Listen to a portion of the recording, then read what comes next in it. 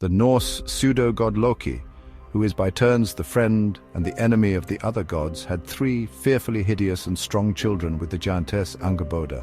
The first was the serpent Jormungand, and the second was the death goddess Hel. The third was the wolf Fenrir. The gods had terrible forebodings concerning the fate of these three beings, and they were absolutely correct. Jormungand would later kill the god Thor during Ragnarok, the downfall of the cosmos, an event which would be largely brought about by Hel's refusal to release the radiant god Balder from the underworld. During these cataclysmic events, Fenrir would devour Odin, the chief of the gods. In order to keep these monsters at bay, they threw Jormungand into the ocean, where he encircled Midgard, the world of humankind. Hel they relegated to the underworld. Fenrir, however, inspired too much fear in them for them to let him out from under their watchful eyes. So they reared the pup themselves in their stronghold Asgard. Only Tyr, the indefatigable upholder of law and honor, dared to approach Fenrir to feed him. Fenrir grew at an alarming rate, however, and soon the gods decided that his stay in Asgard had to be temporary.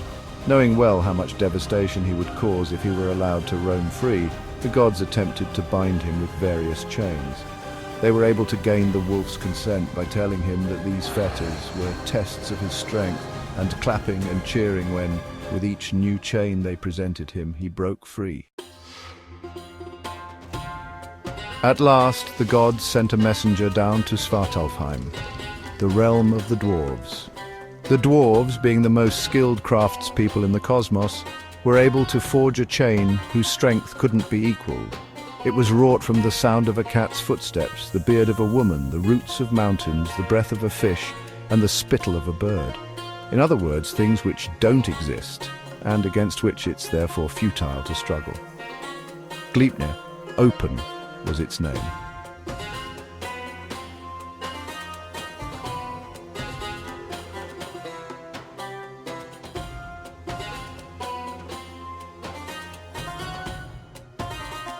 When the gods presented Fenrir with the curiously light and supple Gleipnir, the wolf suspected trickery and refused to be bound with it unless one of the gods would lay his or her hand in his jaws as a pledge of good faith.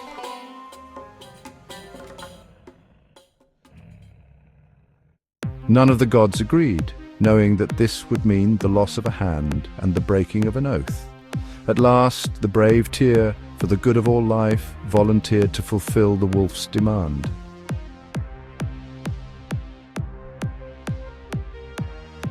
And sure enough, when Fenrir discovered that he was unable to escape from Gleipnir, he chomped off and swallowed Tyr's hand.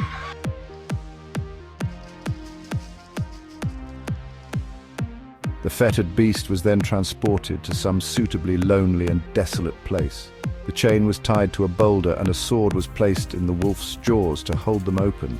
As he howled wildly and ceaselessly, a foamy river called Expectation flowed from his drooling mouth.